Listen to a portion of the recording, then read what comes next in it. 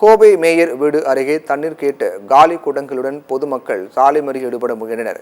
கோவை கணபதி பூசாரி பாளையம் பகுதியில் கடந்த 20 நாட்களாக தண்ணீர் வரவில்லை என கூறப்படுகிறது. இதனை மாநகராட்சி ஊழியர்கள் கண்டுகொள்ளாததால் ஆத்திரமடைந்த பொதுமக்கள் காலி குடங்களுடன் மேயர் வீடு அருகே உள்ள சாலை மறியல் போராட்டத்தில் ஈடுபட முயன்றனர். தகவல் அறிந்து வந்த குடிநீர் வடிகால் வாரிய பொறியாளர் இளங்கோ பொதுமக்களிடம் பேச்சுவார்த்தையில் ஈடுபட்டார்.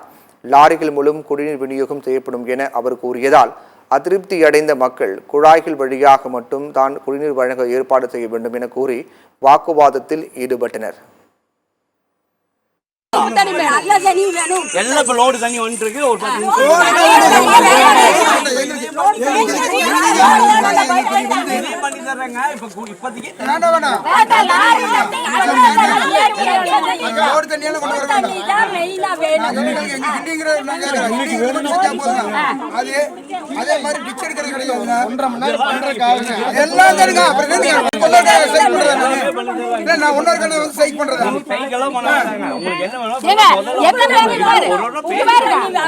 உப்பு தண்ணி பாருங்க.